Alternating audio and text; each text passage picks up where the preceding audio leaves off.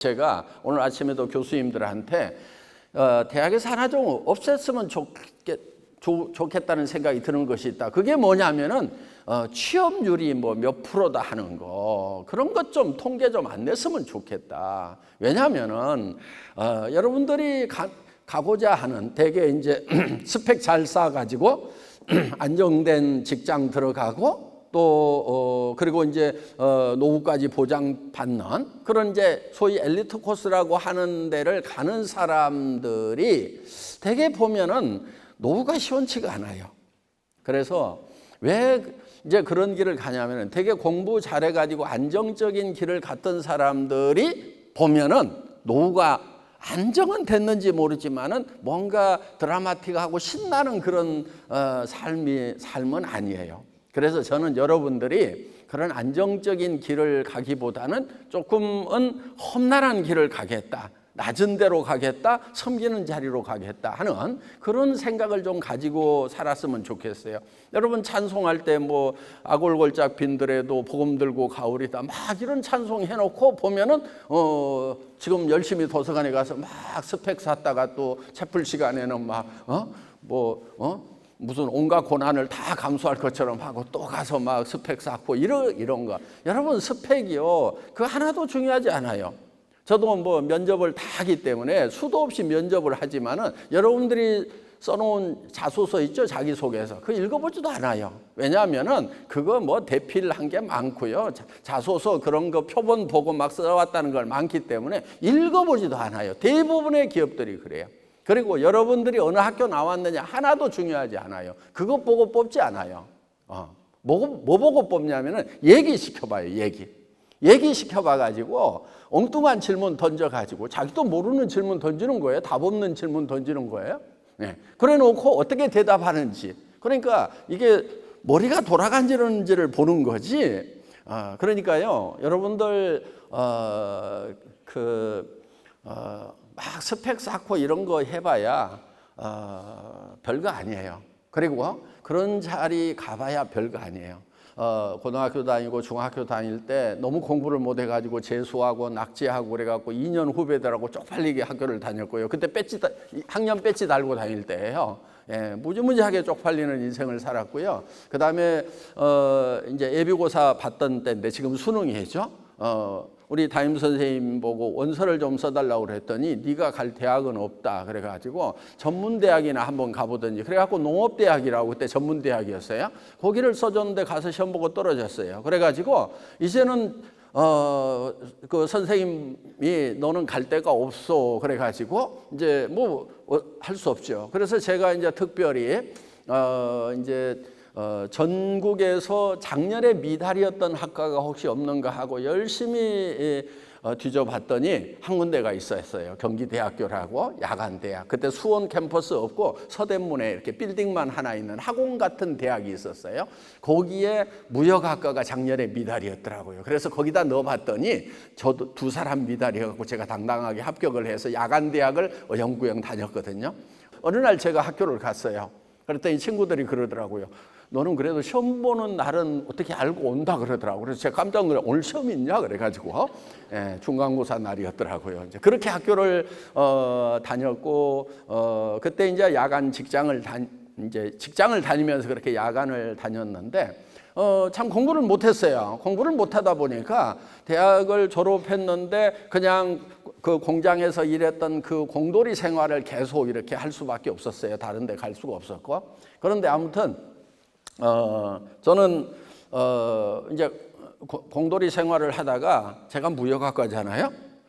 무역부장님이 부르더라고요. 무역학과 출신이 하나 있다고 그러니까. 그런데 그분이 영어로 면접을 보는 거예요. 뭔 말인지 하나도 못 알아듣겠더라고요. 그랬더니 너 무역학과 맞아 임마 그래가지고 너 임마 그래도 대학 졸업은 했으니까 국내 영업부 가라고 그래가지고 그때 이제 샘플 들고 이제 북풍 한서를 이렇게 폭염을 헤치면서 이제 외판원으로 이렇게 뛰었거든요. 근데 공부 잘했던 친구들은 전부 다 뭐를 했냐면은 이제 회계과, 경리과 이런 데서, 저는 막 더운 데서 막 비바람 맞고 다니는데 그 친구들은 다 에어컨 있는 사무실에서 다 근무를 하고 있었죠. 그런데요, 저는 지금 회장을 해먹고 있어요. 근데 그때 그 사무실에서 회계 격리 총무 인사했던 좋은 스펙에서 좋은 자리에 앉아있던 친구들은 지금 다 은퇴해가지고 어디 다니고 있냐면 뒷산 다니고 있는 거예요. 그리고 만나보면은 굉장히 쪼그라진 인생, 쪽팔린 인생. 그래서 친구들 만나면은 전번에 누가 밥값을 냈더라? 이번에는 누가 내야 되느냐. 그래가지고 다투고 있는 것이 뭐냐면 전에도 내가 냈는데 이게 이번에도 안 사더라. 뭐 그런 얘기를 뭐 소재 삼아 가지고 하고 있는 그런 쪽팔리는 인생들을 지금 살고 있어요. 왜냐하면은 대개 들어오는 것이 뭐 2, 300만 원, 뭐 많아야 3, 400만 원 가지고 살아야 되니까 이래 쪼개고 저리 쪼개고 하다 보면은 그런 인생을 다 살고 있어요. 그러니까 저는 지금 동창생들 만나면요, 제 앞에서 지갑을 뽑는 놈이 없어요. 예.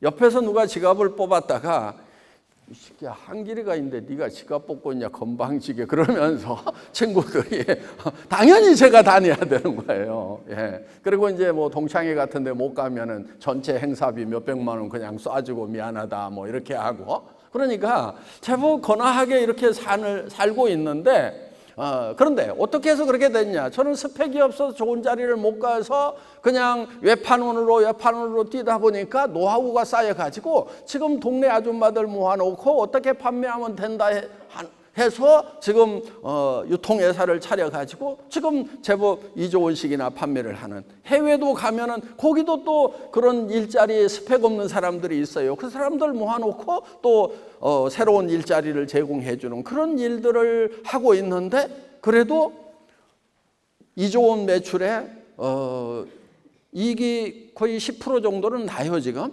예. 그러니까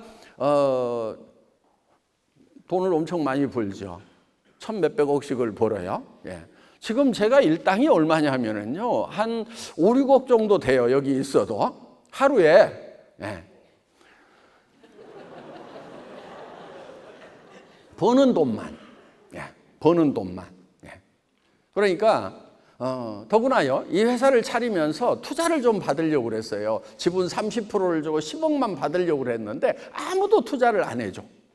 왜냐하면 스펙도 없고 그지 같은 놈이 뭘 회사를 하겠다고 그러니까 돈 대줘봐야 뛸 것 같으니까 아무도 투자를 안 해. 그래서요, 가족 4명이 나하고 부인하고 두 아들하고 25%씩 100% 지분을 가지고 있어요.